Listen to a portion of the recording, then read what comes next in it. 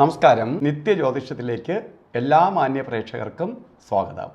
ഇന്ന് 2024 ജൂലൈ മാസം 24 തീയതി 1199 ആണ്ട് കർക്കിടക മാസം 9 തീയതി ബുധനാഴ്ച. ഇന്നത്തെ നക്ഷത്രവും ചതയം നക്ഷത്രമാണ്. ചതയം നക്ഷത്രം ശുഭനക്ഷത്രമാണ്.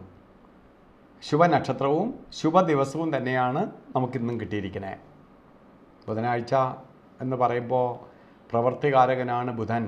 നമ്മളെ പ്രവൃത്തിയെ അത്ര പ്രോത്സാഹിപ്പിക്കുകയും പ്രവൃത്തിക്ക് തക്ക റിസൾട്ട് തരികയും ചെയ്യുന്ന ആളാണ് ബുധൻ. അതുകൊണ്ട് ഇന്ന് നമുക്ക് എന്ത് കാര്യത്തിന് വേണോ ഇറങ്ങാം, ശുഭകാര്യങ്ങൾക്കെല്ലാം ഇറങ്ങാം.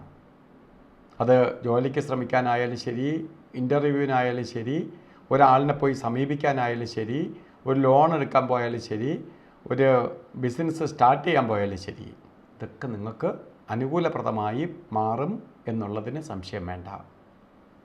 അതുപോലെ ഇന്ന് ബർത്ത്ഡേ വന്നിട്ടുള്ളവരുടെയോ അവർക്ക് ഒരു വർഷത്തെ ഫലത്തെയാണ് ചിന്തിക്കേണ്ടത്. അപ്പോൾ ചതയ നക്ഷത്രക്കാരൻ കർക്കിടക മാസത്തിലെ ചതയ നക്ഷത്രത്തിൽ ജനിച്ചവർക്ക് ഇന്ന് ബർത്ത്ഡേ ആണ്. ബർത്ത്ഡേ വന്നിട്ടുള്ള നിങ്ങൾക്ക് ഒരു വർഷത്തെ ഫലത്തെ ചിന്തിക്കുമ്പോൾ വളരെ നന്മ നിറഞ്ഞ ഒരു വർഷമായിരിക്കും നിങ്ങൾക്കെന്ന് അറിയുക. സാമ്പത്തിക പുരോഗതി, ജോലിയിൽ പുരോഗതി.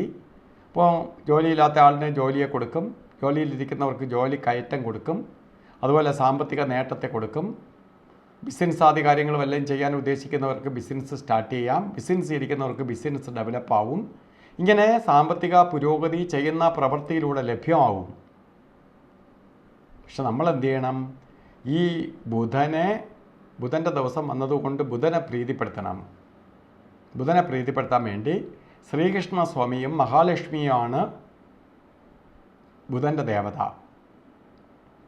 ഈ രണ്ടുപേരെയും പ്രീതിപ്പെടുത്തി ബുധനാഴ്ച പ്രീതിപ്പെടുത്താൻ വേണ്ടി ബുധനാഴ്ച ദിവസം ശ്രീകൃഷ്ണസ്വാമി ക്ഷേത്രത്തിൽ ബുധനാഴ്ച പാൽപ്പായസം, തുളസിമാല, അർച്ചന ഇവ നടത്തണം.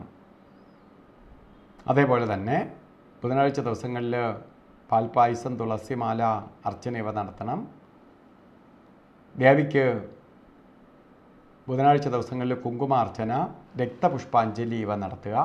അപ്പോൾ ഈ രണ്ട് ദേവതയും നമുക്ക് പ്രീതിപ്പെടുത്തി കൊണ്ടുപോകാൻ സാധിക്കും. അതേപോലെ തന്നെ ദേവതാ പ്രീതിക്കൊപ്പം നമുക്ക് ഈ ഒരു വർഷത്തെ കാര്യങ്ങൾ അനുകൂലപ്രദമായതുകൊണ്ട് ഒരു കാര്യത്തിലും അറച്ചു നിൽക്കാതെ കഠിന അധ്വാനം ചെയ്യണം. നമ്മളെപ്പോഴും മനസ്സിലാക്കേണ്ടത് എന്താണ്? നമ്മൾ ബെസ്റ്റ് റോഡിലേക്ക് പ്രവേശിക്കുമ്പോൾ നമ്മൾ ആ റോഡിൽ അനുവദനീയമായ സ്പീഡിൽ യാത്ര ചെയ്യണം.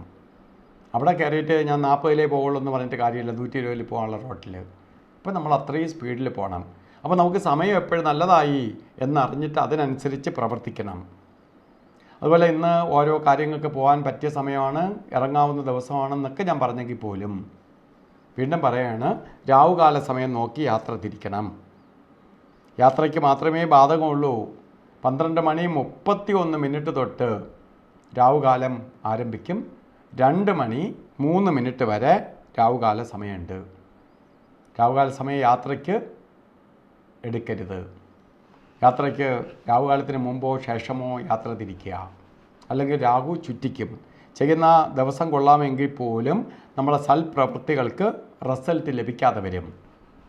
അതുപോലെ ഇന്നും അഭിജിത്ത് മുഹൂർത്തം വന്നിരിക്കുന്നത് 12:05 തൊട്ട് അഭിജിത്ത് മുഹൂർത്തം ആരംഭിക്കുകയാണ്. 12:53 വരെ അഭിജിത്ത് മുഹൂർത്തമുണ്ട്.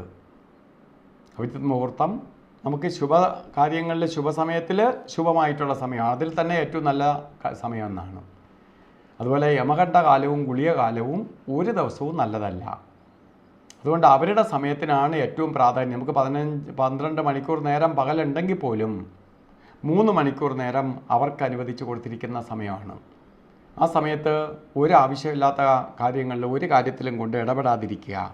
ഗുളികകാല സമയം 12:57 തൊട്ട്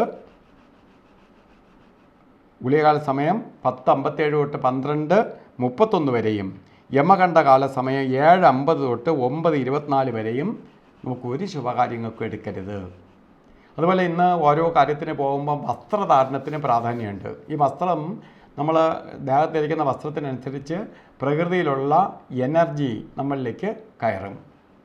അതുകൊണ്ട് ഇന്ന് പച്ച കളറിലുള്ള വസ്ത്രം അല്ലെങ്കിൽ പച്ച കളറ് മിക്സായിട്ടുള്ള വസ്ത്രം ധരിക്കുന്നത് നമുക്ക് പെട്ടെന്ന് ഭാഗ്യത തരികയും നമ്മൾ ചെയ്യുന്ന കാര്യങ്ങൾക്ക് പെട്ടെന്ന് റിസൾട്ട് ലഭിക്കുകയും കുറച്ചുകൂടി ഐശ്വര്യപ്രദമായി തീരാനും സഹായിക്കും. അപ്പോൾ എല്ലാ പ്രേക്ഷകർക്കും നല്ലത് വരട്ടെ എന്ന് പ്രാർത്ഥിച്ചുകൊണ്ട് നിർത്തുന്നു. നന്ദി, നമസ്കാരം.